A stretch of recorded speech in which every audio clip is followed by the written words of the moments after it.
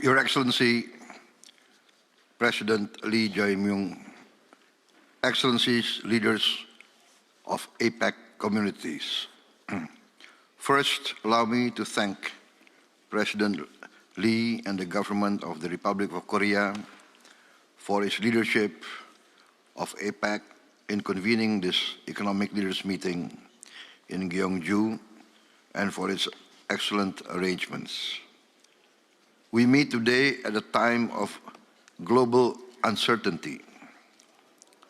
Tensions, rising distrust is endangering the stability of the global economy and deepening divisions amongst us. We appreciate the assessment given by the IMF of the global economy. It shows our resilience and our success, but it also shows the challenges and the dangers that we face. This uncertainty may well be the new normal that we have to navigate. However, I believe that Asia-Pacific must not accept division as its destiny.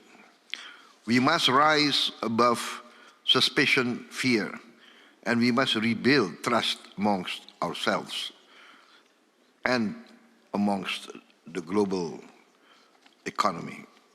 APEC was founded on a shared belief in inclusive economic growth and cooperation. APEC's role and core mission is to facilitate free trade, investment in a multilateral cooperation amongst a sense of community across our region. This belief must endure. We cannot allow fragmentation to undermine the stability that has long sustained our growth. It is time to renew our commitment to an open, fair, inclusive multilateral economic cooperation.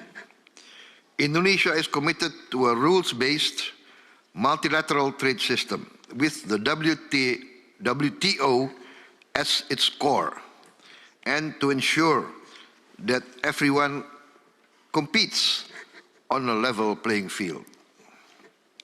Excellencies, growth that excludes is growth that divides. Division causes instability, and instability will not be conducive to peace and prosperity. Inclusivity should therefore guide us.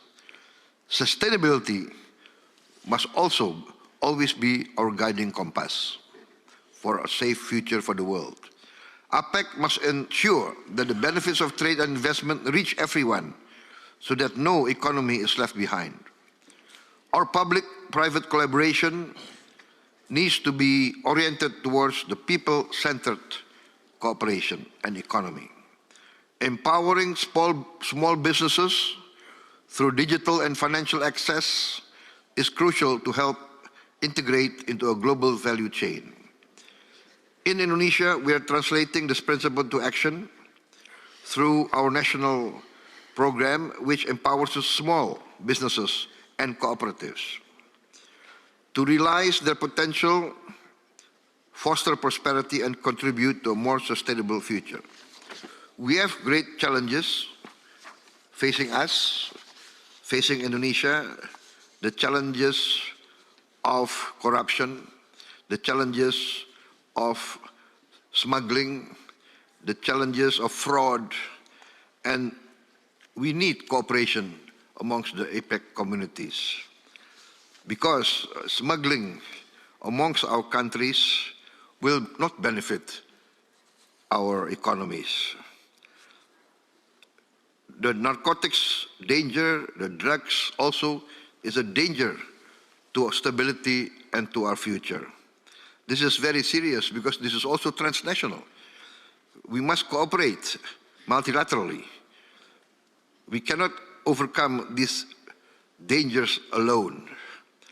Smuggling, fraud, money laundering, people trafficking, and drugs is a real and present danger for the future of the economies of our countries. Indonesia, we are empowering our MSMEs, we are building thousands of cooperatives, and we are allowing our communities to take greater ownership in the economy. We are fighting corruption, fighting fraud, and fighting the greed economies that are holding back real growth.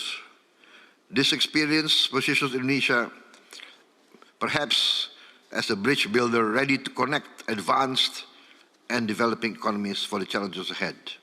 Excellencies, let us work together to continue to build APEC and pursue cooperation through multilateralism in order to ensure that APEC continues to deliver real benefits.